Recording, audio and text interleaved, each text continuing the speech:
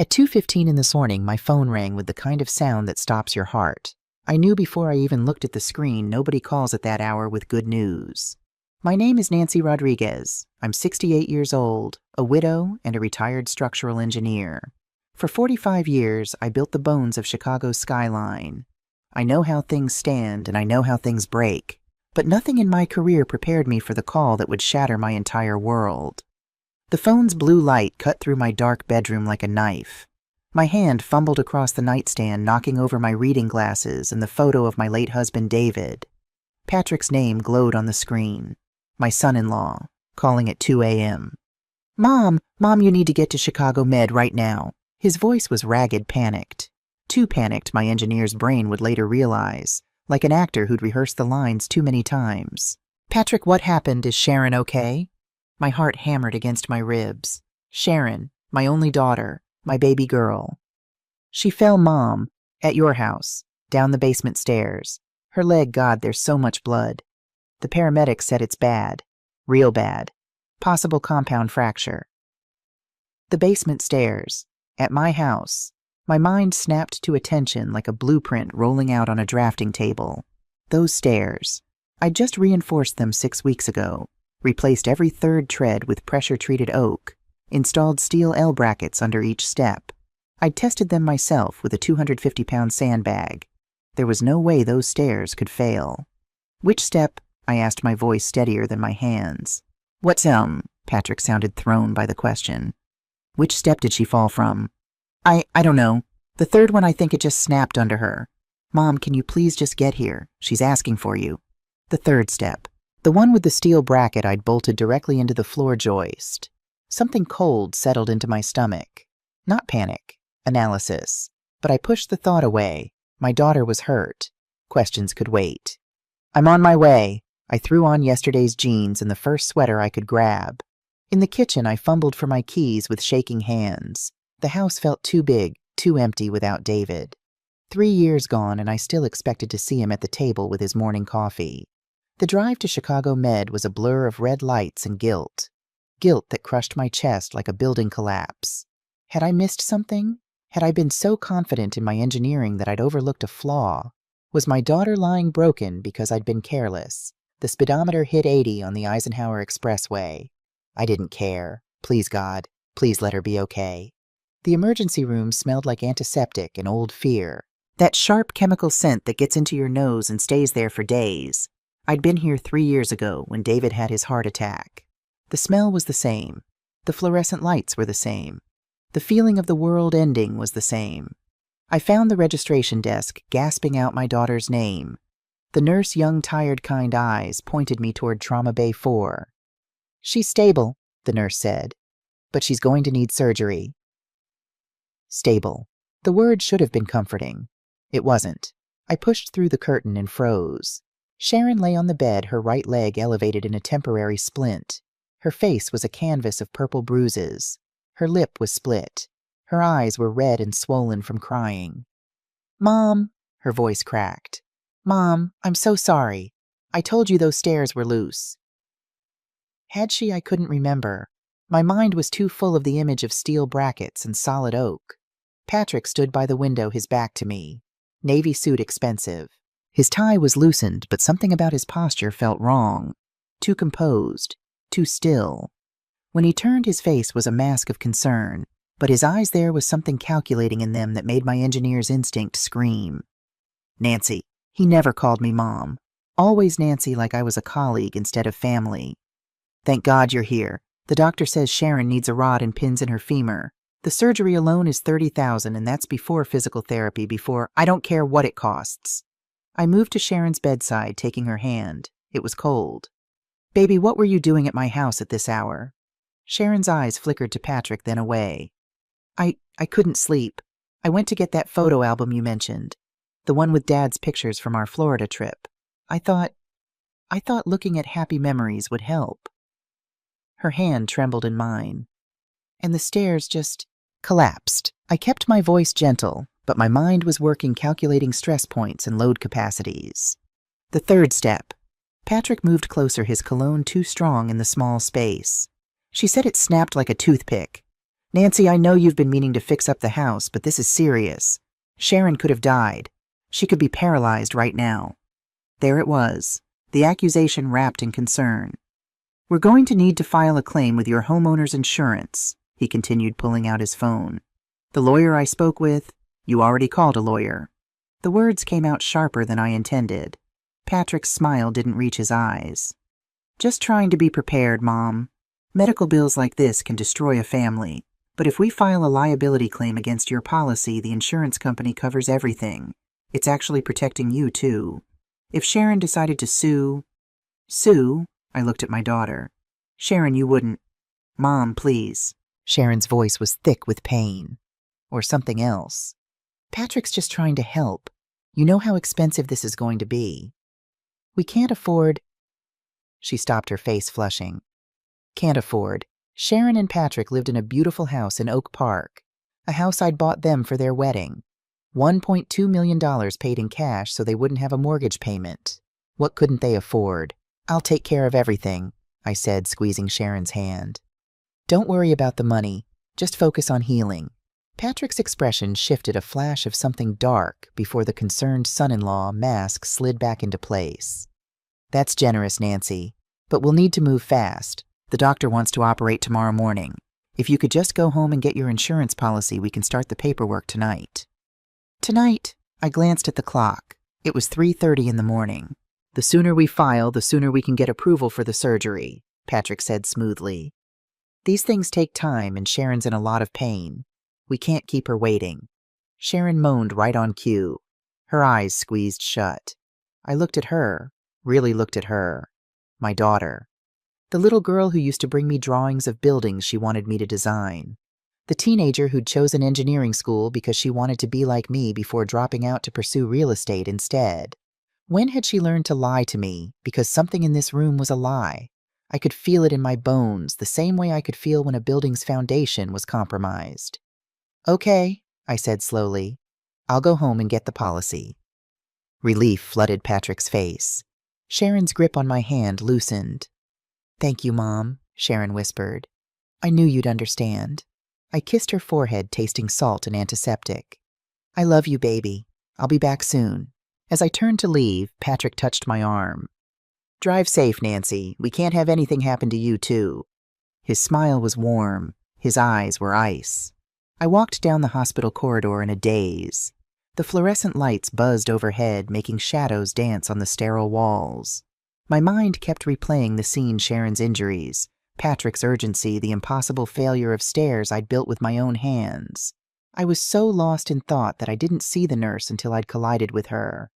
Oh, I stumbled backward. I'm so sorry I wasn't... It's okay. The nurse steadied me with firm hands. Her name tag read, Rachel Thompson, RN, head nurse. She was in her early 40s, African-American, with intelligent eyes that seemed to see right through me. Her grip on my arm was tight. Too tight. Are you all right, ma'am? She asked, her voice loud and professional, but her eyes were urgent, pleading. I'm fine, thank you. Her hand moved to check my pulse, fingers pressing against my wrist. The gesture was clinical routine, but I felt something else. Paper. She was pressing a folded piece of paper into my palm. Your pulse is elevated, Rachel said, her fingers closing mine around the note. That's normal after a shock like this. Make sure you take care of yourself. She squeezed my hand hard, a warning, a plea, something. I opened my mouth to ask what was happening, but she shook her head. A tiny, almost invisible movement. You should go home and rest, she said louder now. There's nothing more you can do here tonight. Your daughter is in good hands. Then she released me and walked away, her white sneakers squeaking on the linoleum. She didn't look back. I stood there for a long moment, the paper burning against my palm like a hot coal. Around me, the hospital moved in its late-night rhythm, beeping monitors, whispered conversations, the soft shuffle of tired feet. I waited until I turned the corner out of sight of the trauma bay. Then I unfolded the note. The handwriting was hurried, the letters cramped and urgent. Don't come back. They're lying. Check the basement camera. 11:47 p.m. last night. Trust me, your daughter needs help, but not the kind they're asking for. My hands started shaking so badly I could barely hold the paper. Check the camera. 11:47 p.m. I'd installed a comprehensive security system in Sharon and Patrick's house 3 years ago. State-of-the-art cameras, motion sensors, the works. I'd wanted my daughter to be safe. Sharon knew about the external cameras, but she didn't know about the internal system logs. She didn't know that everything recorded to a cloud backup that I still had access to. I'd never checked them. Privacy was sacred. But this note, this warning from a stranger who had no reason to help me. I looked down at the crumpled paper in my trembling hands. Then I looked back toward Trauma Bay 4, where my daughter lay with a broken leg and a split lip. They're lying. The words echoed in my mind as I almost ran to the parking garage. My truck was where I'd left it, parked crooked across 2 spaces in my panic. I sat in the driver's seat and stared at the note again. A rational part of my brain said this was crazy. Some stranger slipping me a cryptic message like something out of a spy movie. It could be a prank. It could be a mistake. But I've built my career on trusting my instincts about structural failures. And right now, every instinct I had was screaming that something was wrong. That the foundation of my family had cracks I'd been too blind to see. I didn't drive home to my house. I drove to theirs. To Oak Park. To the beautiful colonial I'd bought them. To the security system I'd installed. To the truth. The house was dark when I pulled into the driveway. Patrick's Mercedes was gone, still at the hospital with Sharon. Good. I still had the emergency key. I'd given it to myself when I set up their security system, insisted I keep one, just in case. Sharon had laughed and said I was being overprotective. Now my hands shook as I unlocked the front door. The house smelled wrong. Stale wine. Something burnt. And underneath it all, a faint chemical smell I couldn't quite place. I didn't turn on the lights. The glow from the street lamps was enough. The living room looked normal. Expensive furniture, tasteful art on the walls. Everything in its place. But as I walked through to the kitchen, I saw it. A pile of envelopes on the kitchen island. Red envelopes. Final notice. Past due. Foreclosure warning. My heart stopped. I picked up the first envelope with numb fingers. It was from First National Bank. A foreclosure warning on the house. This house. The house I'd bought them free and clear. But according to this letter, there was a second mortgage. $650,000. In default for 4 months. I opened the next envelope. A casino in Indiana. $180,000 owed. Credit card debt. $95,000. A letter from someone named Sal, handwritten, threatening. Last chance, Patrick. Pay or your family pays. I couldn't breathe. The papers scattered from my hands, drifting to the expensive marble floor like dead leaves. Sharon and Patrick were drowning in debt. Nearly $1 million. How? Why, I stumbled through the house to the basement door. The server room was down there, a small office I'd set up with the security equipment. Climate-controlled, password protected. My password. My system. The stairs creaked under my feet. Not broken, not damaged. Solid. The computer hummed to life at my touch. Blue light washed over my face as I typed in the administrator password. The system recognized me immediately. I pulled up the camera logs. My hands moved automatically, muscle memory from years of checking structural sensors and safety monitors. I scrolled back to last night. To 11:47 p.m. The file loaded. High-definition video. Living room camera. I clicked play. The video showed Sharon and Patrick's living room. 11:47 p.m. The timestamp was clear in the corner. Sharon sat on the coffee table wearing pajamas. A bottle of whiskey was in her hand. She took a long drink, then another. Her hands were shaking. Patrick stood in front of her, dressed in jeans and a t-shirt. In his hands, he held a baseball bat, wrapped in a white towel. I couldn't breathe. I can't do this. Sharon's voice came through the speakers, thin, terrified. Patrick, please. There has to be another way. There is no other way. Patrick's voice was sharp cold. Nothing like the concerned son-in-law from the hospital. The loan sharks are coming, Sharon. They're going to kill me. Or worse, they're going to hurt Lily. Lily, their 6-year-old daughter staying with Patrick's parents this week. We can sell the house, Sharon sobbed. The house is already gone. It's in foreclosure. We're underwater by $300,000. Patrick moved closer, the bat resting on his shoulder. Your mother has $2.5 million. She's 68 years old. She doesn't need it all. The insurance policy will pay $500,000 for a liability claim. That saves us. That saves our daughter. But she's my mother. She's a resource. Patrick's voice rose. She bought this house. She pays for everything. She acts like we're charity cases. Well, fine. Let's use her charity. One accident, one insurance claim. We're free. Sharon was crying now, ugly, desperate sobs. She drank more whiskey. You want to be a good mother? Patrick asked, his voice softer now, manipulative. You want to protect Lily? Then do this. Your mom has insurance for exactly this reason. She won't even be hurt, just liable. And we get to keep our daughter safe. I watched my daughter sit there, broken drunk, terrified. I watched her nod. Make it fast, she whispered. Patrick positioned her leg on the ottoman. Sharon closed her eyes, took one more drink. The bat came down. The crack echoed through the speakers like a gunshot. Sharon's scream cut through my soul. I vomited into the trash can next to the desk. Violent, wrenching heaves that left me gasping. When I could finally breathe again, I looked back at the screen.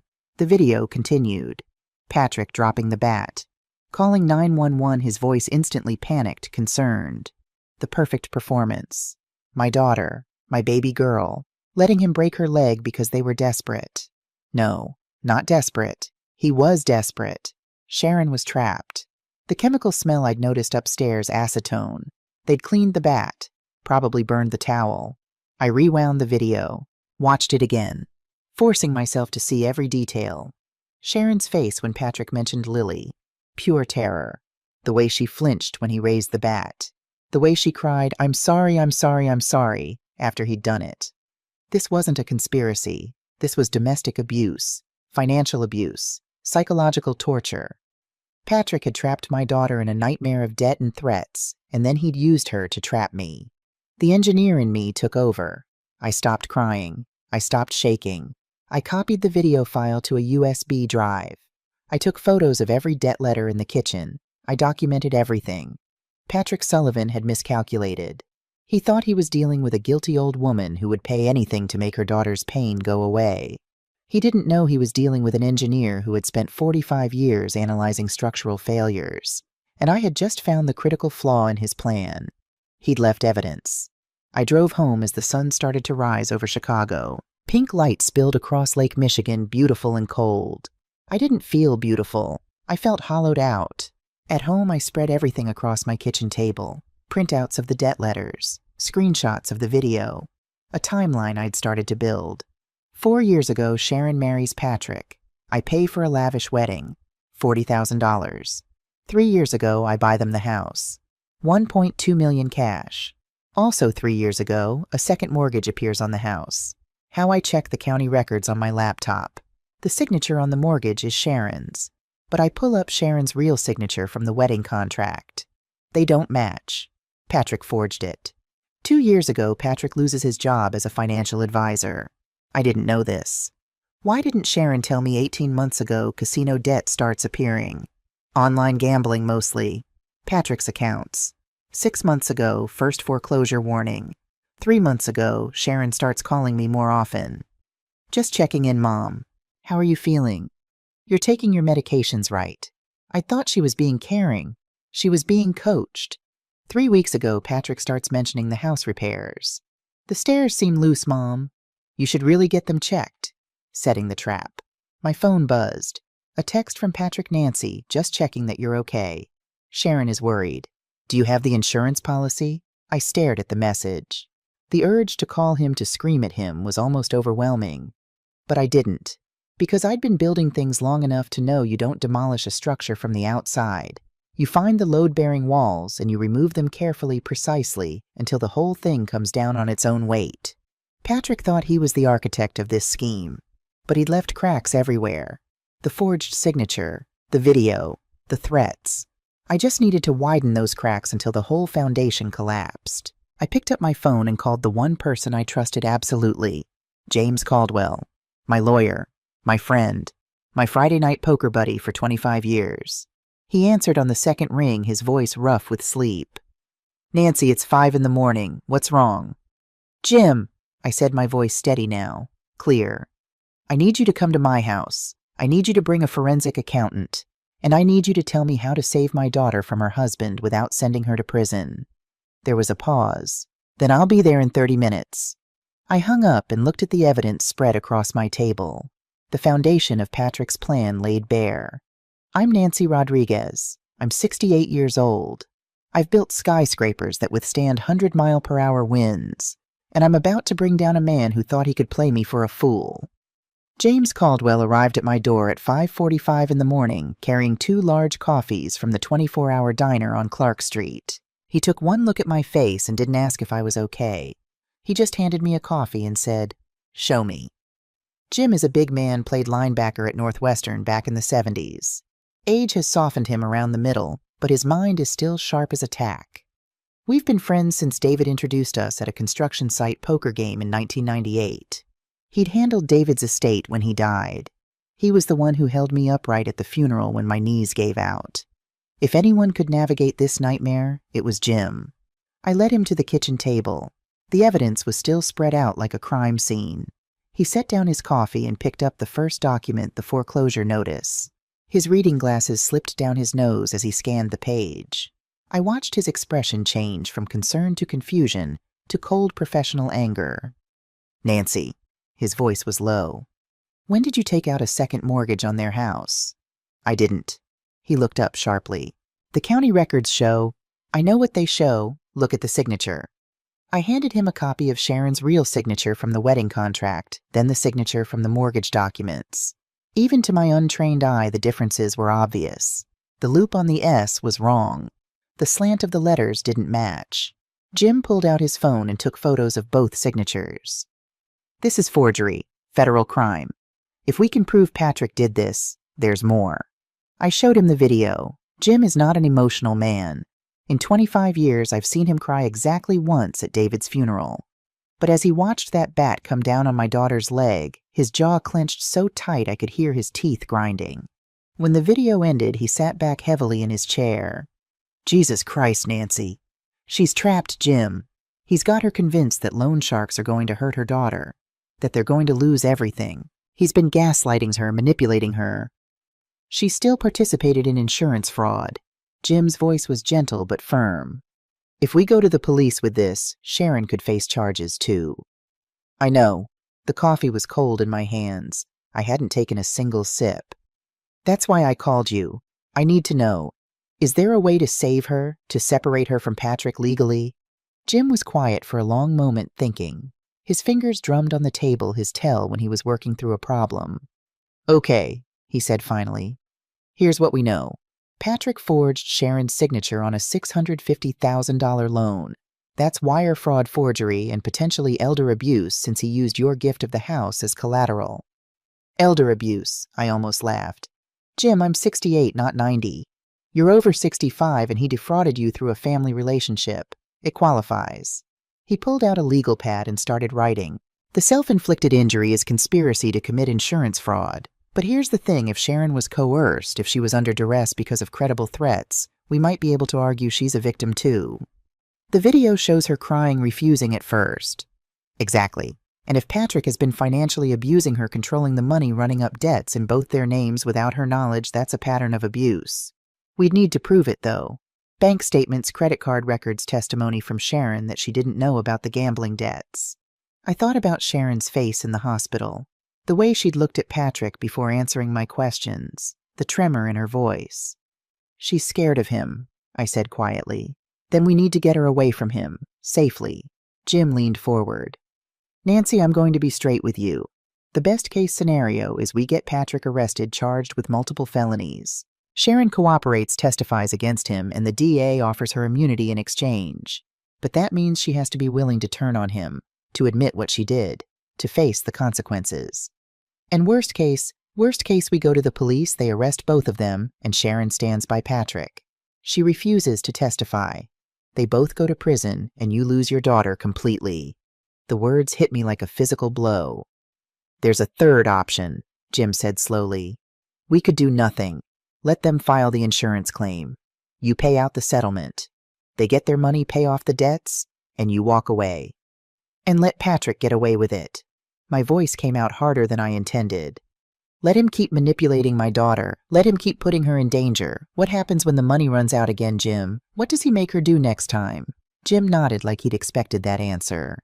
Then we need to be smart about this. We need evidence that Patrick is the primary actor. We need Sharon to see with her own eyes what kind of man she married. Because right now she's scared she's desperate, and she thinks he's her only option. I looked at the video still frozen on my laptop screen. Sharon's face twisted in pain and fear. I need to show her the truth, I said. I need her to see that he's not trying to save her. He's trying to save himself. How? I met Jim's eyes. We set a trap. We make Patrick think he's won, and then we catch him trying to hurt me. Jim's expression darkened. Nancy, that's dangerous. If he's willing to have Sharon break her own leg, then he's capable of worse. I know. My hands were steady now. The engineer in me had taken over calculating risk factors and structural loads. But I've been building things my whole life, Jim. I know how to create a controlled environment. I know how to minimize risk. You're talking about using yourself as bait. I'm talking about giving Patrick enough rope to hang himself. On camera. With witnesses. So that when Sharon sees it, she can't deny what he is anymore. Jim was quiet for a long moment. Then he pulled out his phone. I'm calling Robert Miller. We're going to need the police involved. And Nancy? He looked at me seriously. Once we start this, we can't stop it. Are you sure? I thought about Sharon crying in that hospital bed. About Lily, 6 years old, being used as leverage. About the life my daughter could have if she was free from Patrick's manipulation. I'm sure. At morning, I sat in a booth at Lou's Diner, 2 blocks from the hospital.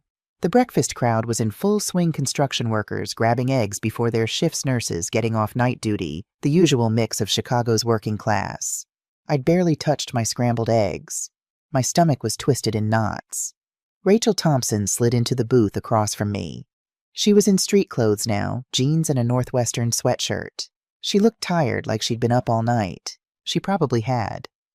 Thank you for meeting me, I sadly said. I wasn't sure you'd actually come.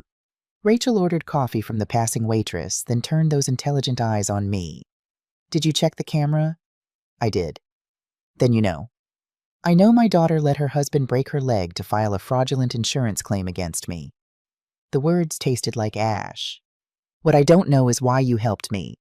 You don't know me. You risked your nursing license to give me that note. Rachel wrapped her hands around the coffee mug the waitress set down. Her fingers were long, graceful surgeon's hands. She was quiet for a moment, and I saw her wrestling with something. 15 years ago, she said finally, my father was a foreman on the Lakeshore Tower project, David Thompson. Do you remember him? The name hit me like an electric shock. David Thompson. Big guy always laughing. He had a tattoo of a bear on his forearm.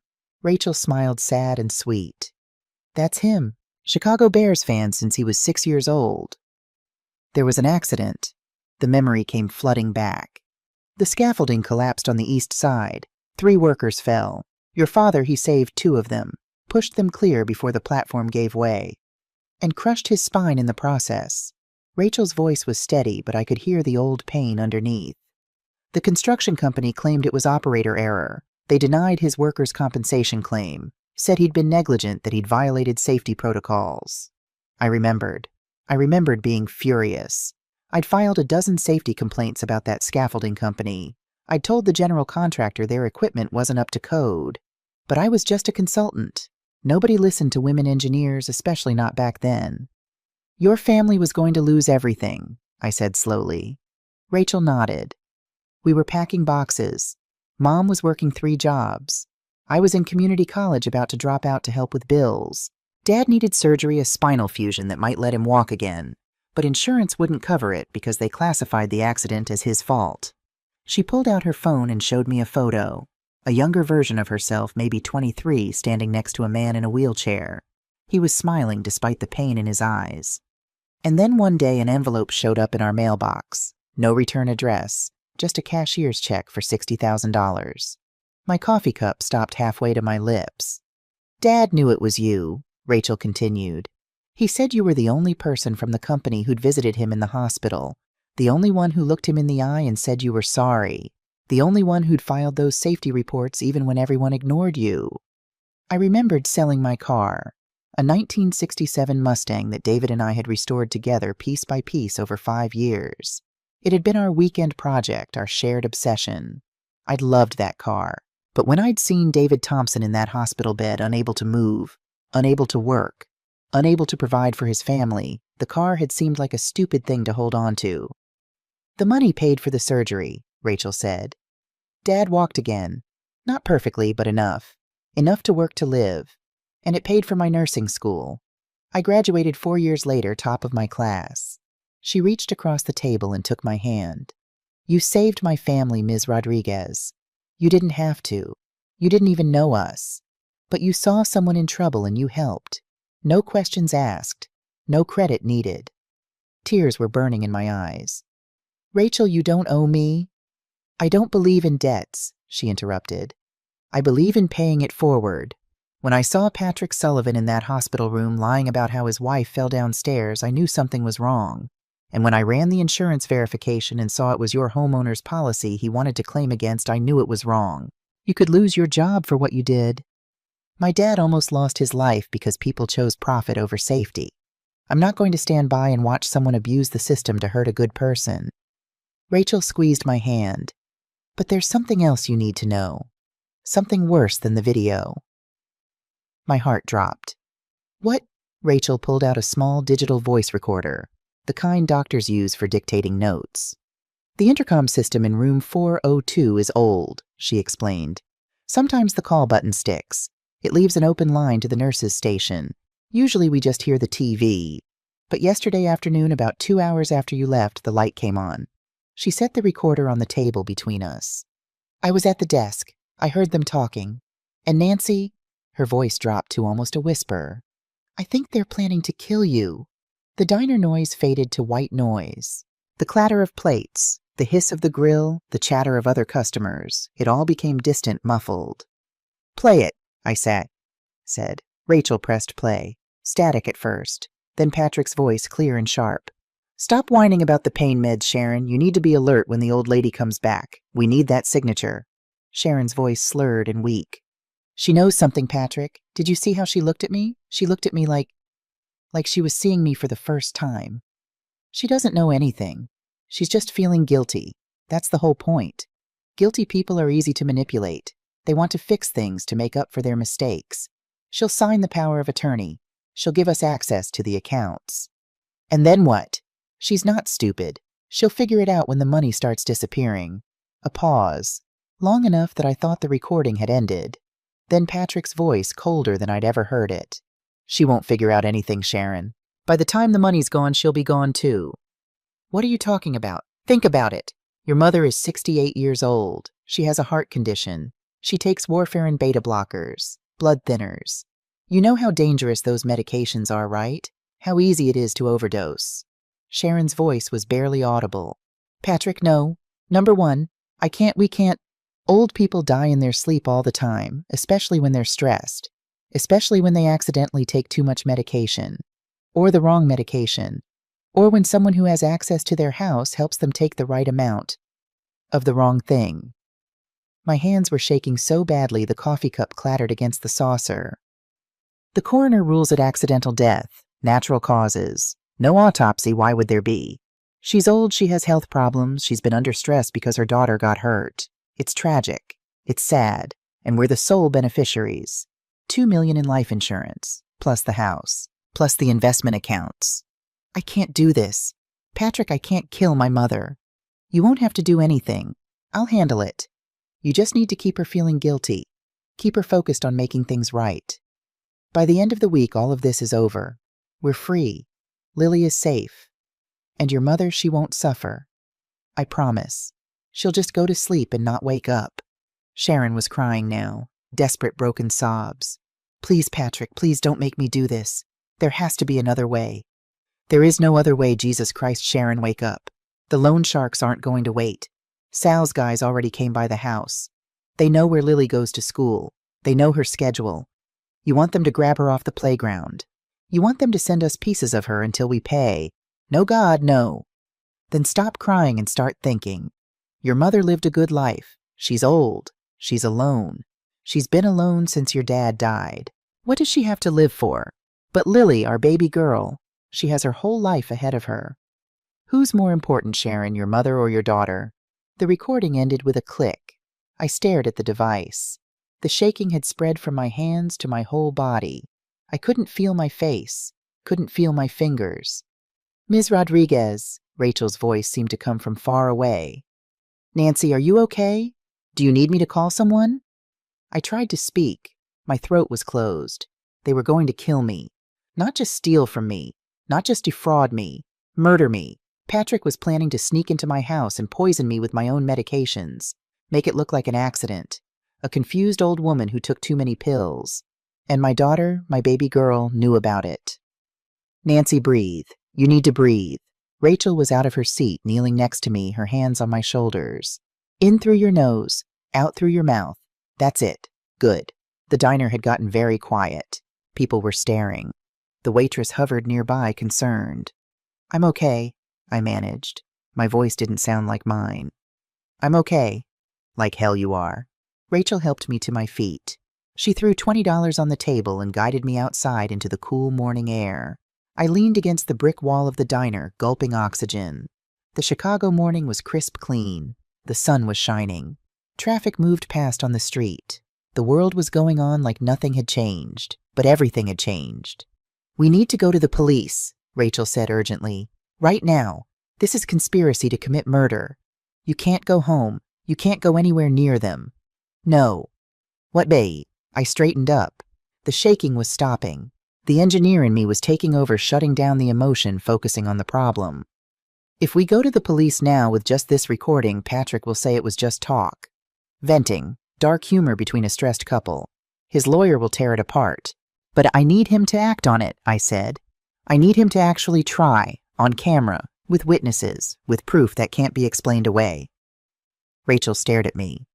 You want to let him try to kill you? I want to let him think he's trying to kill me. I pulled out my phone.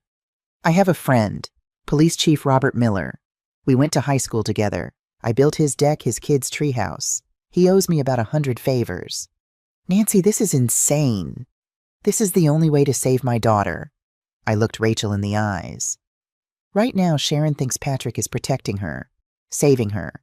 She's terrified of the loan sharks. She's terrified of losing Lily. She thinks this is the only option. But if I can show her, if she can see with her own eyes that Patrick isn't trying to save her, he's trying to use her, then maybe she'll have the strength to walk away. Or he actually kills you, and she has to live with that for the rest of her life. He won't kill me, because I'll be ready, because I'll have backup, because I spent 45 years calculating structural loads and risk factors. I started walking to my truck. Trust me, Rachel, I know how to build a trap that won't fail. Rachel caught up with me. You're really going to do this. I'm really going to do this. She shook her head, but there was a reluctant admiration in her eyes. You're either the bravest woman I've ever met or the craziest. Can it be both? Despite everything, she laughed. Then her face got serious. I'm coming with you. When you talk to the police chief. I'm the one who recorded this. I need to be there. Okay. And Nancy, Rachel touched my arm. Thank you. For what you did for my dad. For my family. I never got to say that. I covered her hand with mine. You just did.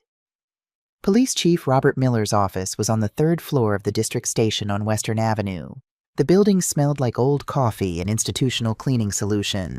Bob saw me through this glass window of his office and was on his feet immediately. He met us at the door, his face creased with concern. Nancy, what's wrong? You sounded...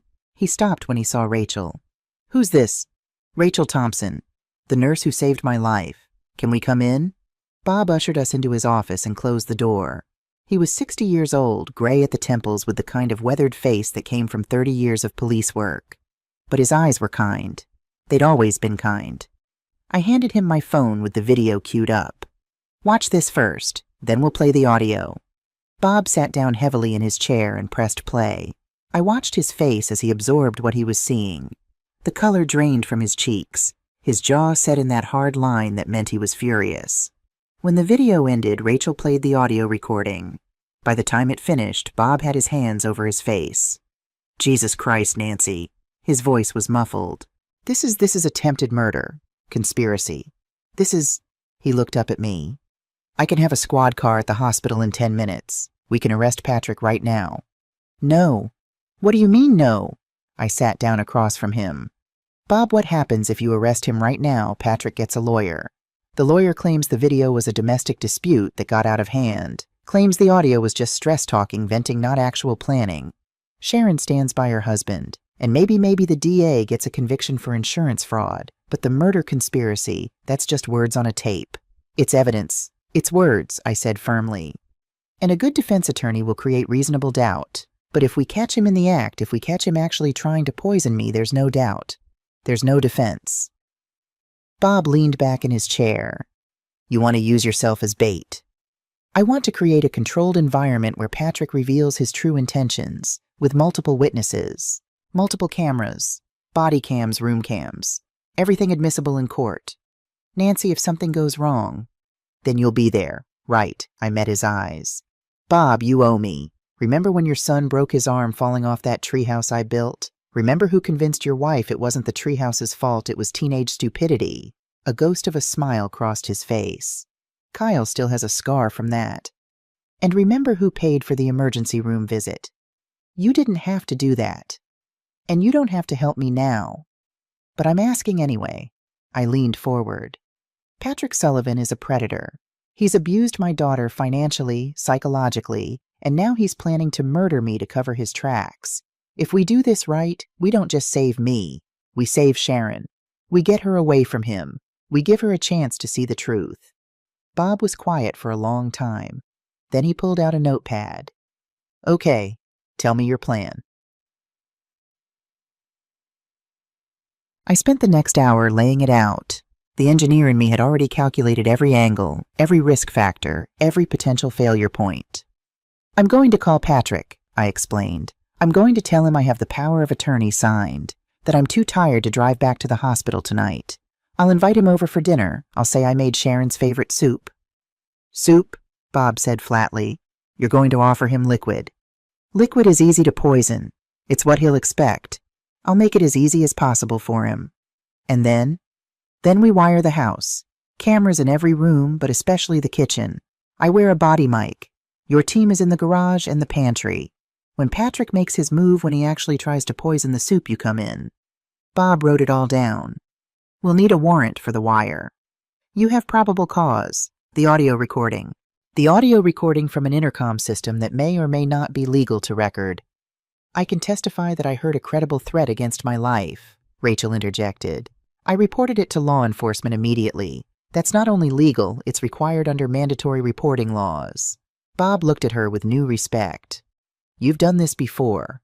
My ex-husband was a piece of work. I learned a lot about domestic violence law. Rachel's voice was matter-of-fact. This qualifies. Patrick Sullivan is using financial control and threats to coerce Sharon Rodriguez. That's domestic abuse. And now he's escalating to murder. Nancy's not just bait, she's the next victim in a pattern of escalating violence. Okay, Bob stood up. I need to brief my team. Nancy, you go home. Don't call Patrick yet. I need time to get the warrant, get the equipment set up. Can you give me 4 hours? I can give you until 6 p.m. Then I need to make the call. If I wait too long, Patrick will get suspicious. 6 p.m. Okay. Bob walked around the desk and put his hands on my shoulders. Nancy, promise me you'll follow my lead on this. If I say abort, we abort. If I say get out, you get out. I promise. I'm serious. I'm not losing you. I already lost David. I'm not losing you too. The emotion in his voice made my throat tight. You won't lose me, Bobby. I'm too stubborn to die. At 6 o'clock that evening, I sat at my kitchen table with my phone in my hand. The house was wired like a Hollywood production. Cameras hidden in the crown, molding in the picture frames and the smoke detector. A technical team from the Chicago PD had spent 2 hours making my home into a surveillance net. Bob sat across from me, his own equipment spread out on my dining room table. Monitors showing every angle of the kitchen, audio levels, recording indicators. In my garage, a 4-man tactical team waited in silence. I was wearing a wire taped to my chest under my blouse. It itched. I couldn't stop thinking about it. You don't have to do this, Bob said quietly. Even now, we can still just arrest him. And let him manipulate Sharon from jail. Let him convince her he's the victim. I shook my head. No, she needs to see the truth, all of it. I dialed Patrick's number. He answered on the second ring. Nancy, I've been trying to reach you all day. Where have you been? Sharon's been worried sick. The concern in his voice was perfect. If I didn't know better, I'd believe it. I'm sorry, Patrick. I went home last night and I couldn't do it. I couldn't drive back. I've been so exhausted, so upset about Sharon. It's okay, Mom. Mom. He'd never called me that before. I understand this has been traumatic for everyone, but did you find the insurance policy? I did, and I signed the power of attorney too. Silence. Then, you did. I trust you, Patrick. I trust you to take care of Sharon. I know I haven't always been supportive of your marriage, but you've been there for her. You've been strong when I've been weak. I felt sick saying the words, but I watched Bob give me a thumbs up. Patrick was taking the bait. That means a lot, Nancy. Really. His voice was warm now, excited. So the papers are signed. That's wonderful. The doctors can schedule Sharon's surgery first thing tomorrow if we file tonight. That's the thing, I said, letting my voice shake a little. I can't drive back to the hospital tonight. I'm so tired, Patrick. My heart has been racing all day. I think the stress is getting to me. Oh no. Are you okay? Should I call a doctor? No, I just need rest, but I thought maybe you could come here. Pick up the papers and I made chicken soup. That soup Sharon loves with the rosemary. I made way too much. I thought maybe you could have dinner with me before you go back to the hospital. Another pause. I could almost hear him thinking, calculating. You want me to come to your house tonight? If it's not too much trouble, I don't want to be alone. And I want to talk to you about setting up a trust fund for Lily. For Sharon's medical bills, for all of it. I've been thinking about my will, Patrick. About making sure you and Sharon are taken care of. The silence stretched out. 5 seconds. 10. Then, of course, Nancy, I'd love to come over. What time? Is 7:30 okay? That gives me time to heat up the soup. 7:30 is perfect. Thank you, Mom. This really means a lot. He hung up. I set down the phone. My hands were trembling. He's coming, Bob said. He was already on his radio coordinating with the team. Tactical, we have confirmation. Target ETA 7:30. All units maintain position. Nancy, are you okay? No, I said honestly. But I will be. The next 90 minutes felt like 90 years. I actually made the soup. Chicken, vegetables, rosemary, the recipe I'd made for Sharon since she was a little girl. It felt surreal standing at my stove stirring soup that might be used as a murder weapon.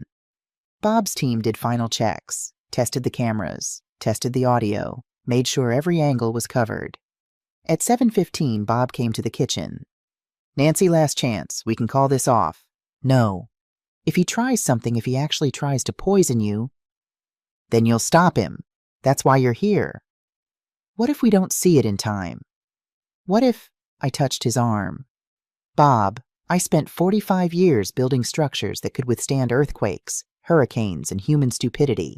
Trust me, I know how to build something that won't fail. At 7:28, headlights swept across my front window. Patrick was here. The doorbell rang at exactly 7:30. Patrick was nothing if not punctual. I smoothed down my blouse carefully so I didn't disturb the wire and went to answer it.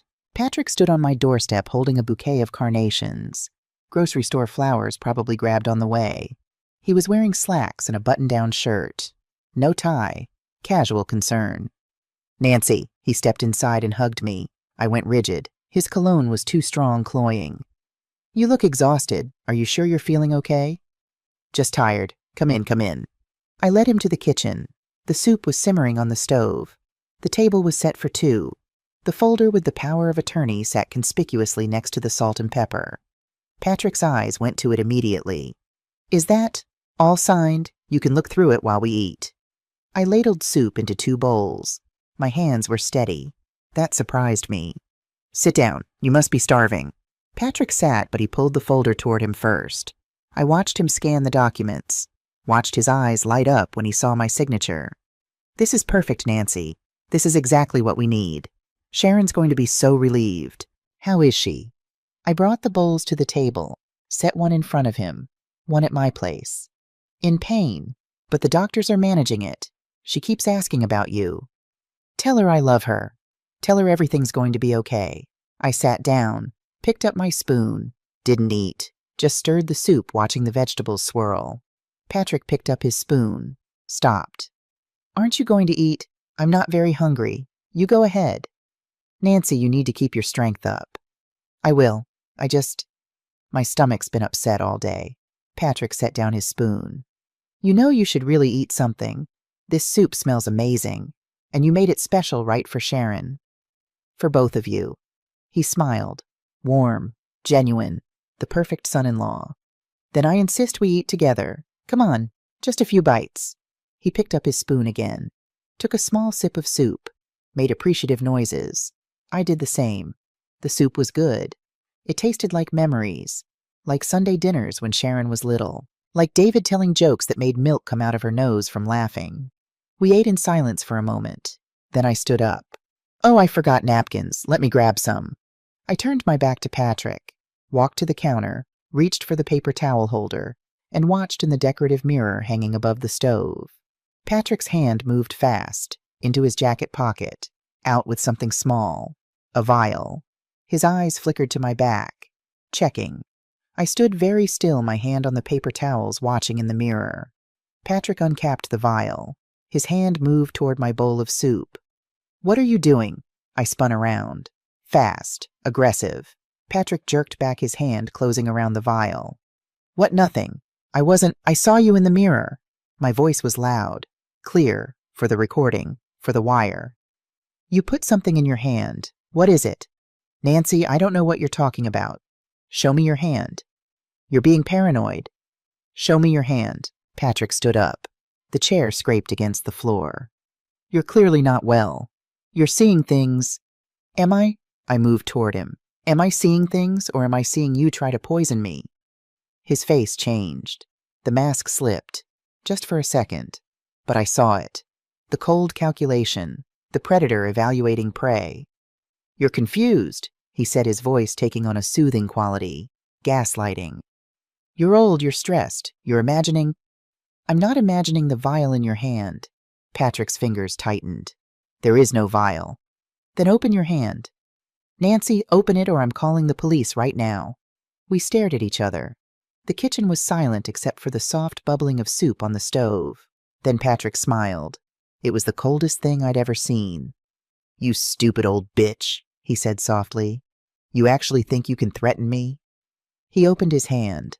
The vial was clear glass, liquid inside. You want to know what this is? He held it up. It's concentrated insulin, enough to drop your blood sugar so fast you'd be in a coma before 911 could get here. And you know what the best part is? You have diabetes medications in your cabinet. The coroner would assume you got confused, mixed up your meds, accidental overdose. My blood ran cold. You're insane, I whispered. I'm practical. You have $2 million that my wife and I need. You're old. You're alone. Nobody would question it. Sharon would never. Sharon will do what I tell her. Patrick's voice was hard. She already broke her own leg for me. You think she won't mourn her mother and cash the check? He moved toward me. I backed up against the counter. It'll be quick, he said. Just a little prick, like a bee sting. Then you'll get sleepy. That's all. You'll go to sleep and you won't wake up. Peaceful. Easy. His hand reached for my arm. Now, I screamed. The pantry door exploded outward. Bob Miller came through first, gun drawn, 2 officers behind him. Police, drop it, hands up. Patrick spun the vial still in his hand. What the, drop the vial now! The garage door burst open. 4 more officers, tactical gear weapons raised. Patrick looked around wildly, trapped, cornered. He looked at me, at the wire visible at my collar where my blouse had shifted. You set me up, he breathed. You fucking set me up. I gave you the opportunity, I said quietly. You chose to take it. Patrick's hand clenched around the vial. For a second I thought he might throw it, but then Bob was there, twisting his arm behind his back, and the vial fell to the floor. It shattered. Clear liquid spread across my kitchen tile. Patrick Sullivan, you're under arrest for attempted murder conspiracy to commit insurance fraud and elder abuse. Bob's voice was hard as iron as he cuffed Patrick's wrists. "You have the right to remain silent." Patrick wasn't listening. He was staring at me with pure hatred. "Sharon will never forgive you," he spat. "She'll hate you for this. You just destroyed your own daughter's life." I looked at him. This man who'd manipulated my baby girl, who'd trapped her in debt and fear, who'd made her break her own leg. "No," I said. "I just saved it." They dragged him out. He was screaming, threatening, promising lawyers and lawsuits and revenge. The door closed behind them. The kitchen was silent except for my ragged breathing. Bob came back in. "Nancy, you okay?" I looked at the shattered vial on my floor, the evidence bag one of the officers was sealing it into. "He was really going to do it," I said. "He was really going to kill me." "Yeah, he was." Bob put a hand on my shoulder. "But he didn't. You're safe. It's over." "It's not over." I looked at him. "Sharon's still at the hospital. She doesn't know. She's going to wake up tomorrow expecting Patrick, and instead she's going to find out her husband is in jail for trying to murder her mother." I closed my eyes. "I need to go to her. I need to be the one to tell her. Nancy, she's my daughter Bob. I need to be there when her world falls apart." Bob was quiet for a moment. Then he nodded. "Okay, but I'm coming with you, and we're bringing proof. Video, audio, everything. She needs to see the truth." I grabbed my purse, my car keys. The drive to Chicago Med felt longer than it should have. Every red light was an eternity. Every green light passed too fast. Bob drove. I was shaking too hard to hold the wheel steady. In my lap, I clutched a tablet loaded with the video evidence. The bat coming down. Patrick's cold voice describing how he'd poison me. The vial in his hand. "What if she doesn't believe me?" I asked the windshield. Bob glanced over. "She'll believe you. The evidence doesn't lie. Evidence doesn't matter if she's not ready to see it. If she's not ready to accept what Patrick is. Nancy, your daughter just found out her husband tried to murder you.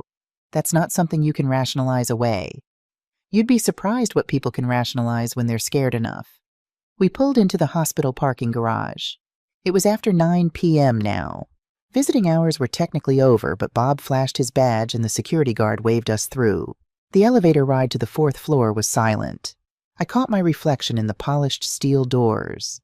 I looked old, tired. The wire had left a red mark on my chest where they'd pulled it off. My hair was a mess. I looked like a woman who'd just been almost murdered by her son-in-law. Because I was. The hallway was quiet. Most patients were asleep. The nurse's station was manned by a young man I didn't recognize. He looked up as we approached. "I'm sorry visiting hours ended at 8. Bob showed his badge again. "Police business, room 402. The nurse's eyes widened. "Is everything okay? Should I call?" "No need. Just routine follow-up on an incident." We walked past him before he could ask more questions. I could feel him watching us. At Sharon's door, I stopped. My hand hovered over the handle. "I can go in first," Bob offered. "Break the news officially." "No," I took a breath. "She's my daughter. I need to do this." I pushed open the door. Sharon was awake, propped up in bed with her phone in her hand. She looked up as I entered, and her face lit up with relief. "Mom, thank God. I've been calling you all day. Where have you been? Patrick said he was going to get the papers from you hours ago, but he never came back. I've been so worried." She stopped. Her eyes went to Bob in his uniform behind me, then back to my face. "Mom, what's wrong?" "What happened?" I walked to her bedside, set the tablet down on the tray table, pulled up a chair and sat down heavily. "Sharon, honey, I need you to listen to me, and I need you to stay calm. You're scaring me. Where's Patrick? Is he okay?" The concern in her voice was genuine. She really did love him, or thought she did. Sometimes it was hard to tell the difference when you're trapped. "Patrick's been arrested." The color drained from Sharon's face. "What? No. No, that's not why. What did he do?" "He tried to kill me, Sharon." The words hung in the air like smoke. Sharon stared at me, blinked, shook her head. "That's insane. That's Mom. What are you talking about? Patrick wouldn't." "He came to my house tonight with a vial of concentrated insulin. He tried to put it in my soup. I had police there. They witnessed it. They have him in custody right now." "No." Sharon's voice was getting higher. "No, you're lying. You never liked him. You're trying to break us up. You set him up. I didn't set him up. I picked up the tablet. I gave him an opportunity to show his true nature, and he did. I turned the screen toward her, pressed play on the video from my kitchen. Sharon watched. I saw her face change as she heard Patrick's voice. "You stupid old bitch," as she saw the vial, as she heard him describe exactly how he'd planned to kill me. When it ended, she was shaking her head. "This isn't real. This is edited. You manipulated him, you—" "Sharon, stop." My voice was firm. "I know you're scared. I know you want to believe he's not this person. But there's more." I pulled up the second video, the one from their basement camera. "What is that?" "Security footage from your house, from 2 nights ago, 11:47 p.m. I pressed play. Sharon watched herself sit on the coffee table, watched herself drink whiskey, watched Patrick explain the plan, watched the bat come down on her own leg. She went white, then gray, then green. "I'm going to be sick." Bob grabbed the basin from the bathroom just in time. Sharon vomited violently, her whole body heaving. When she was done, she collapsed back against the pillows, tears streaming down her face. "You knew," she whispered. "This whole time you knew. I found out yesterday, after Rachel gave me a note telling me to check the cameras." "Rachel," Sharon's eyes were unfocused. "The nurse, she heard something on the intercom. Do you want to hear it?" "No. God, no. I can't. I played it anyway." Because she needed to hear it. She needed to hear Patrick's voice planning my murder in that cold, calculating tone. When it finished, Sharon was sobbing, deep, wrenching sobs that shook the bed. He said he'd kill Lily. He said the loan sharks knew where she went to school. He said if I didn't do it, they'd hurt her." "I know, baby." "I didn't want to. I swear I didn't want to hurt you. But he said he kept saying Sharon." I took her hand. It was ice cold. "Look at me." She did, her eyes red and swollen. "Do you know where Patrick got the idea for the loan sharks?" I asked gently. She shook her head. "There are no loan sharks, Sharon. Or if there are, they're not after you. Patrick made up the threats. He invented the danger to Lily. He needed you scared enough to do what he wanted. But the debts are real. I've seen the letters. The debts are real. Patrick's gambling problem is real. But the threats, those were manufactured to control you."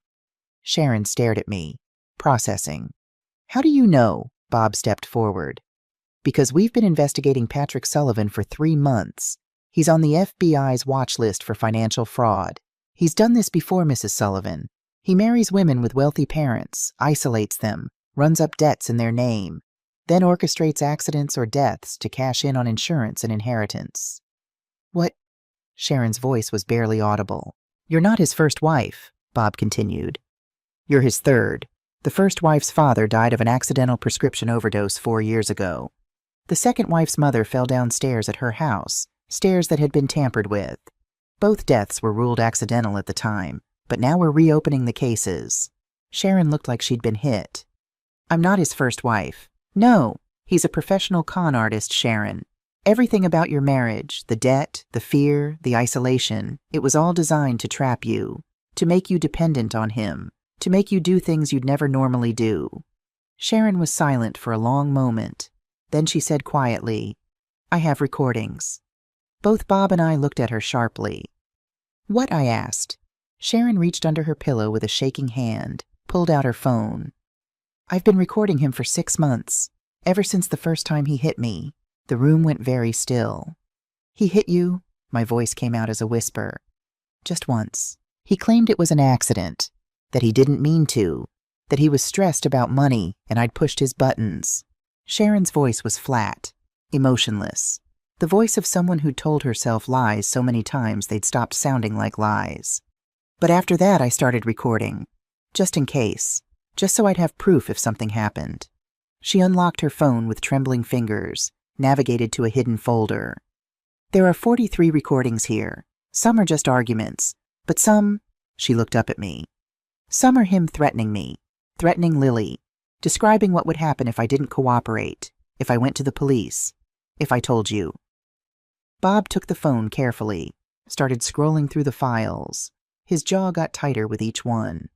"Sharon, this is evidence of domestic violence, coercion, financial abuse. Why didn't you come forward?" "Because he told me no one would believe me. that he'd say I was an unfit mother, that he'd take Lily and I'd never see her again. Sharon's voice broke.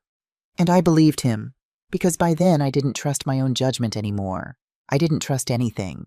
I reached out and took my daughter's face in my hands. Baby, I'm so sorry. I'm so sorry I didn't see. I should have noticed. I should have. How could you? Sharon's tears were falling freely now. I hid it so well. I smiled. I pretended everything was fine. I pushed you away when you asked questions. I was so ashamed, Mom. So ashamed that I'd let this happen. That I'd married this monster. It's not your fault. I broke my own leg. I let him convince me to commit fraud against you. How is that not my fault? Because you were under duress. Bob's voice was firm. Sharon, coercion under threat of violence negates consent, legally and morally. You were a victim being forced to participate in a crime. That's very different from being a willing participant. Sharon looked at him. So I won't go to jail. Not if you cooperate. Not if you testify against Patrick. The DA will offer you immunity in exchange for your testimony in these recordings. But I did commit fraud. I did plan to take Mom's insurance money. Under threat and coercion, Bob repeated. Sharon Patrick Sullivan is the primary actor here. You were his tool, his weapon. And weapons don't go to jail. The person wielding them does. Sharon looked at me. Do you forgive me? The question broke my heart. Oh, baby. I climbed onto the bed beside her, carefully avoiding her broken leg, and wrapped my arms around her. There's nothing to forgive. You were trying to survive. You were trying to protect Lily. I understand. I understand completely. Sharon clung to me and sobbed like she was 5 years old again, like the time she'd fallen off her bike and scraped up her knees, like the time she'd failed her first engineering exam and thought her world was ending. But this time her world really had ended, and I was going to help her build a new one. Over the next 2 weeks, our lives became a blur of lawyers, police interviews, and federal agents. Patrick was denied bail. The attempted murder charge, combined with the video evidence and the FBI's investigation into his pattern of fraud, made him too much of a flight risk. He sat in Cook County Jail while his public defender tried desperately to craft a defense. Sharon was released from the hospital after her surgery. She came home to my house.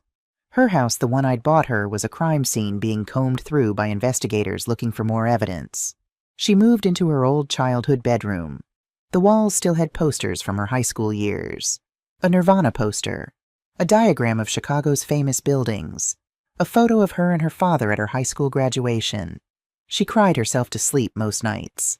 I could hear her through the walls. During the days, she met with the district attorney, with the FBI, with a therapist who specialized in domestic violence survivors. And slowly, piece by piece, we built the case against Patrick Sullivan.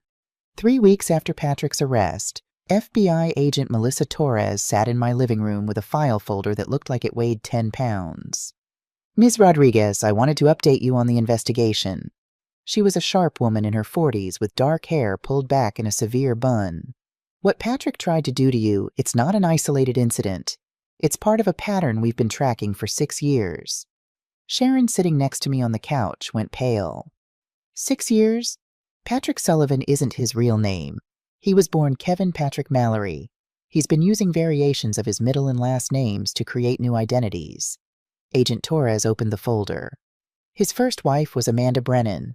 Her father, Richard Brennan, died of an accidental overdose in 2019. Mr. Brennan was 73 and had early-stage dementia. The coroner ruled it accidental. He'd allegedly confused his medications. But you don't think it was accidental, I said. Not anymore. After your case broke, we exhumed Richard Brennan's body. Toxicology shows levels of insulin in his system that couldn't be explained by his medical history. He wasn't diabetic. Sharon made a small sound. I took her hand. Patrick or Kevin collected a $1.8 million inheritance. Amanda divorced him 6 months later when she discovered he'd gambled most of it away, but by then he'd already moved on. Agent Torres pulled out another photo. A woman in her early 30s, blonde, smiling at the camera. Wife number 2, Jessica Halloway. Her mother, Margaret, died in 2021 from injuries sustained in a fall down the basement stairs of her home.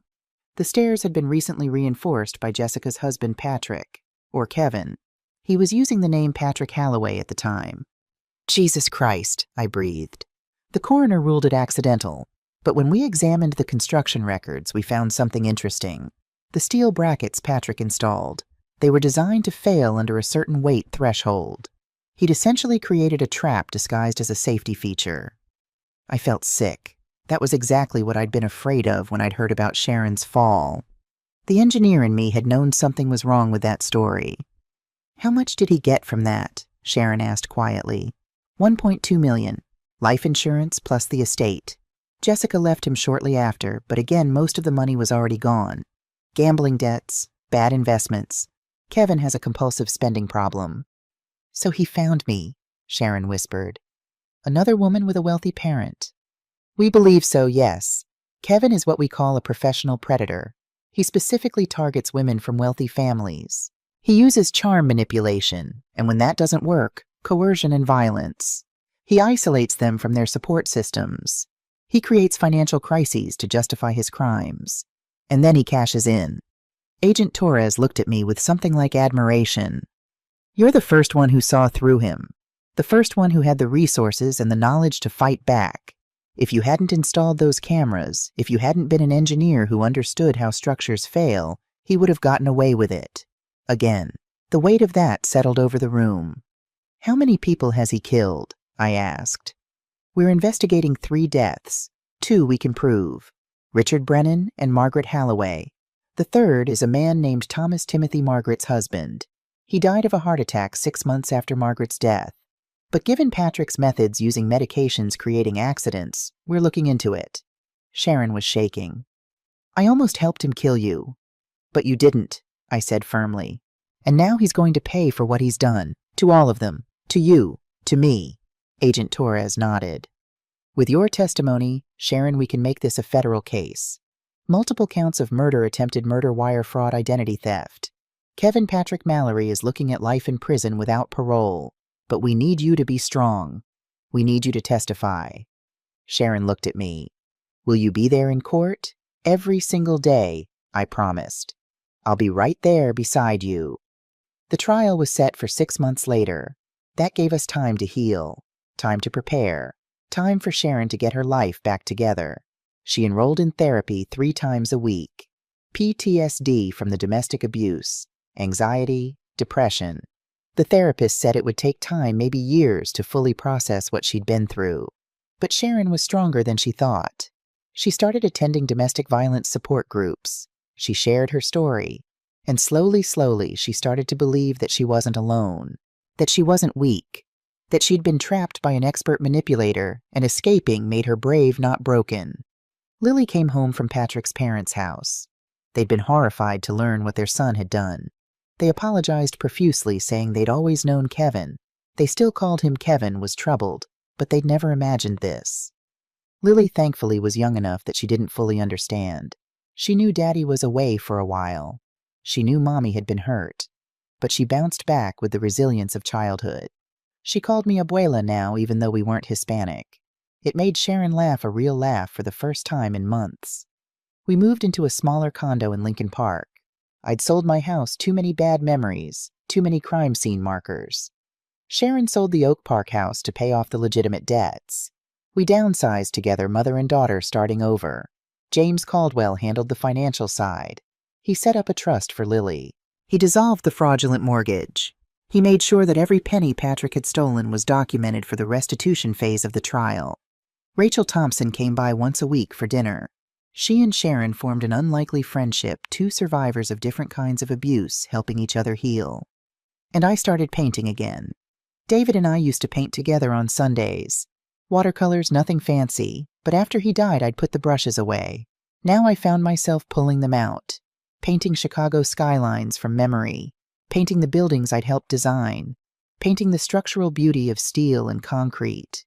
Sharon would watch me sometimes. "You should sell these, Mom. They're really good." "Maybe," I'd say. But I didn't paint them to sell. I painted them to remember, to prove that things could be built and be beautiful, that not everything ended in collapse. The federal courthouse in downtown Chicago was an imposing building, granite and glass built to withstand time and weather. I'd always admired it from an engineering perspective. Now I was walking into it to watch my former son-in-law go on trial for trying to murder me. The media coverage was intense. Serial Black Widow Husband Caught by Engineer Mother-in-Law was the gentlest headline. The courthouse steps were crowded with reporters. Cameras flashed as we pushed through. Sharon held my hand tightly. She was wearing a navy dress, conservative and professional. She'd cut her hair short, a symbolic fresh start. She looked beautiful and terrified. "I can't do this," she whispered as we approached the courtroom doors. "Yes, you can. What if I mess up? What if I say the wrong thing and he gets off?" "Sharon." I stopped and turned her to face me. "You're going to get up there and tell the truth. That's all. The truth is enough." The courtroom was packed. I spotted Agent Torres in the front row, Jim Caldwell sitting with the prosecution team, Bob Miller in the back in uniform looking stern. And there at the defense table was Patrick. He'd lost weight in jail. His expensive suit hung loose on his frame. His hair was longer grayer. He looked older, smaller, nothing like the charming man who'd convinced my daughter to marry him. When he saw us walk in, his eyes went cold. He leaned over and whispered something to his lawyer. Sharon flinched. I squeezed her hand. "He can't hurt you anymore," I murmured. We took our seats. The bailiff called the court to order. Judge Patricia Brennan, no relation to Patrick's first victim, ironically took the bench. "All rise." The trial lasted 3 weeks. The prosecution laid out the evidence methodically, clinically. Video of Patrick breaking Sharon's leg. Audio of Patrick planning my murder. The vial of insulin recovered from my kitchen floor. They brought in forensic accountants who traced Patrick's spending. Gambling. Luxury goods. Money disappearing as fast as he could steal it. They exhumed evidence from the previous cases. Richard Brennan's insulin levels. Margaret Halloway's faulty stares. The pattern of behavior that showed premeditation and intent. Patrick's defense attorney tried his best. He claimed Sharon had been the mastermind, that she'd manipulated Patrick into helping her, that I'd entrapped him, set him up, forced him into a situation where he had no choice but to play along. But then Sharon took the stand. The courtroom went silent as Sharon was sworn in. Her hand shook as she placed it on the Bible. The prosecutor, a sharp woman named Diana Martinez, approached gently. "Mrs. Sullivan, can you tell us when you first met the defendant?" 4 years ago, at a real estate conference. He was charming, funny. He seemed safe." Sharon's voice was quiet but steady. "When did that change?" "About a year after we got married. He started making comments about my mother's money, about how she could afford to help us more, about how she was selfish for not giving us everything we wanted." "Did he become violent?" Sharon nodded. "The first time was 2 years ago. I'd questioned a charge on our credit card, $15,000 at a casino. He said I was being controlling, that I didn't trust him. He shoved me against the wall and told me to never question him again." Someone in the gallery gasped. Patrick's lawyer objected relevance. The judge overruled. "Did you tell anyone?" Diana asked. "No, I was ashamed. I thought it was my fault somehow." Diana walked Sharon through the timeline. The escalating abuse, the mounting debts, the threats against Lily. "Can you tell the court about the night of November 15th? Sharon took a shaky breath. "Patrick said we were out of time, that the loan sharks were coming, that they'd shown him photos of Lily at school, that if we didn't get money fast, they'd hurt her." "What did he propose?" "He said we should stage an accident at my mother's house, that I should fall down her stairs, that we'd file an insurance claim and get $500,000. "How did you feel about that?" "Terrified. I didn't want to do it. But he said it was the only way to save Lily. And I believed him." What happened that night? Sharon described it. The whiskey, the bat, the pain. Every detail laid bare for the jury to see. Patrick's face was stone, but I saw his hands clench on the table. "And after that?" Diana prompted. "Patrick drove me to the hospital. He'd already practiced his story, how to sound panicked, what to say about the stairs. He told me to cry to look pathetic, to make my mother feel guilty." "Did it work?" "Yes." Sharon looked at me, tears streaming down her face. "My mom came to the hospital and she was devastated. She thought she'd failed me. And I let her think that. God, I let her think that." Sharon, did you know that Patrick was planning to kill your mother?" "No." Sharon's voice was firm now. "I swear I didn't know. Not until I heard the recording from the hospital intercom. He never told me that part. He just said we'd get the insurance money and everything would be okay. Diana played the audio in court. Patrick's voice describing how he'd poison me. The jury members' faces hardened. How did you feel when you heard that, like I was going to be sick, like I'd helped a monster, like I was the worst daughter in the world? But you weren't, were you? You were a victim, Patrick's lawyer objected. Leading. Sustained, the judge said mildly, but the point was made. Diana yielded the witness. Patrick's lawyer, a man named Gerald Stevens, approached Sharon with a shark smile. Mrs. Sullivan, you claim you were coerced, but you never went to the police, did you? No. You never told your mother about the abuse? No. You never tried to leave your husband? I tried 3 times. He always found me, always convinced me to come back. And the threats against Lily. Alleged threats. Did you ever see these loan sharks? Did you ever meet them? Sharon hesitated. No, but... So you took your husband's word for it. You broke your own leg based on threats you never verified. I was scared, or you were greedy. Stevens's voice was hard. Your mother has money. You and your husband were drowning in debt. You saw an opportunity, and you took it. No. And when your plan went wrong, when your mother figured it out, you threw your husband under the bus. You created this victim narrative to save yourself. That's not true. Sharon's voice rose. I was trying to protect my daughter. Your daughter who conveniently you have sole custody of now, your daughter whose father is in jail giving you complete control. I watched Sharon start to crumble, watched her doubt creep in, watched the defense attorney do what Patrick had done, gaslight, manipulate, twist the truth. And I couldn't take it anymore. I stood up. Objection, I shouted. The judge's gavel cracked. Ms. Rodriguez, sit down, you're not counsel. She's telling the truth. I was on my feet, moving toward the stand. Jim tried to grab my arm, but I shook him off. I have evidence. Evidence the prosecution doesn't even know about. Judge Brennan looked furious. Ms. Rodriguez, you are in contempt. There's a voicemail. I pulled out my phone. Patrick left a voicemail on Sharon's phone 3 months ago. She didn't even know she had it. It was in her deleted folder. She recovered it last week. Diana Martinez hurried over. Your Honor, I need to review. I haven't heard this, Stevens protested. This is highly irregular. Play it, the judge commanded. Now. I handed my phone to the bailiff. He connected it to the courtroom speakers. Patrick's voice filled the room. Sharon, I swear to God, if you don't answer your phone right now, I'm going to Lily's school. I know her schedule. I know she has recess at 2:15. Those playground monitors can't watch all the kids. It would be so easy to just walk up and take her, to drive away before anyone noticed. And if I do that, Sharon, you'll never see her again. Not until you do exactly what I say. Call me back. Now. The courtroom was silent. Stevens sat down slowly. The judge looked at Patrick. Mr. Sullivan, do you have anything to say? Patrick's mask finally cracked. That bitch manipulated bailiff restrained the defendant. Patrick lunged. Not at Sharon. At me. He was screaming obscenities, hands reaching, trying to get across the courtroom. It took 3 bailiffs to hold him down. The jury watched it all. The deliberation took 4 hours. Guilty on all counts. Attempted murder. Multiple counts of fraud. 2 counts of murder in the first degree for Richard Brennan and Margaret Halloway. Judge Brennan handed down the sentence without hesitation. Life in prison without the possibility of parole, plus 60 years for the additional charges. Patrick was dragged from the courtroom, still screaming. You'll die alone, Nancy. You destroyed your daughter. She'll never forgive you.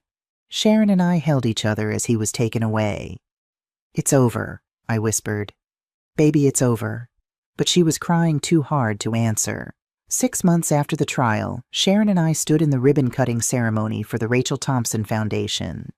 It was a small office space in a mixed-use building I'd helped design 15 years ago. The foundation offered 3 services scholarships for nursing students from low-income families, financial counseling for domestic violence survivors, and legal aid for elder abuse victims. Rachel stood beside us, beaming. Her father, David, was in the audience, walking with a cane, but walking. He'd flown in from Arizona, where he'd retired. I can't believe you did this, Rachel said, looking at the sign with her name on it. You saved my life, I told her. This seems like the least I could do. Sharon gave a short speech about the importance of speaking up, about recognizing the signs of abuse, about supporting survivors instead of judging them. Her voice didn't shake. She was stronger now. Not healed. Healing is a journey, not a destination. But stronger. Lily was there too, running around with Rachel's kids. She was 7 now, starting 2nd grade. She was in therapy, 2 age-appropriate counseling to help her process her father's absence. She still asked about him sometimes. When is Daddy coming home? Sharon had learned to answer honestly. Daddy made some very bad choices. He hurt people, so he has to stay away for a long time. Forever. Maybe forever, baby. Lily would get sad, but she'd bounce back. Kids are resilient like that. After the ceremony, we went to dinner at a small Italian place in Little Italy. Jim came. Bob came. Agent Torres came. Rachel and her family came. It felt like family. Not the family I'd been born into or married into, but the family I'd chosen. The family that had formed from the ashes of everything Patrick had tried to destroy. Speech, Bob called out, raising his wine glass. Everyone turned to me expectantly. I stood up, feeling self-conscious. I'm not good at speeches. You built skyscrapers, Jim said. You can handle a toast. I looked around the table, at these people who'd stood by me, who'd believed me, who'd helped me save my daughter.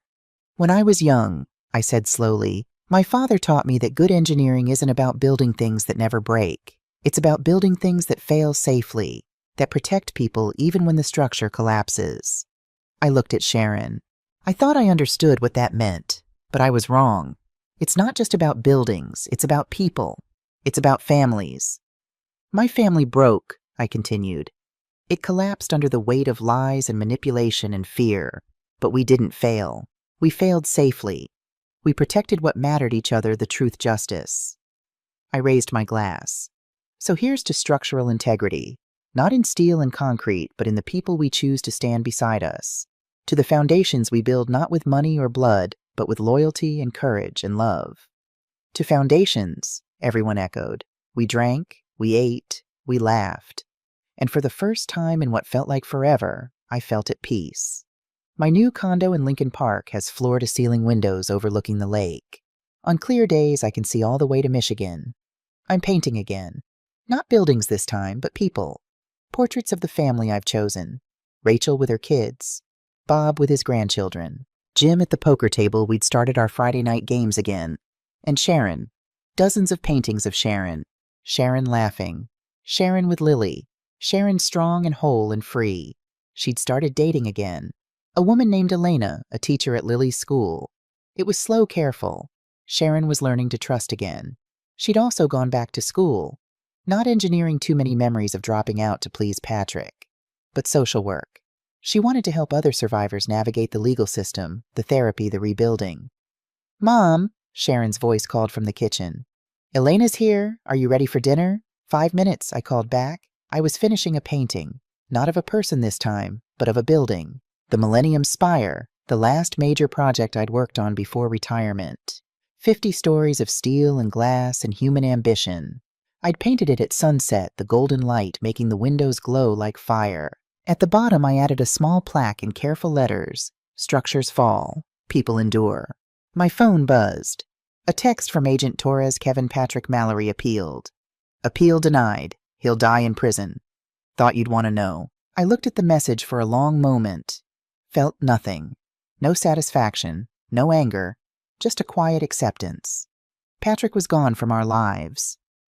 He couldn't hurt us anymore. I texted back, thank you for everything. Then I put the phone away and went to join my daughter for dinner. Because I'm Nancy Rodriguez. I'm 69 years old. I've built skyscrapers that touch the clouds and foundations that withstand hurricanes. But my greatest engineering achievement isn't a building. It's this: I tore down a toxic structure that was poisoning my family. I demolished it completely, carefully, with precision and control.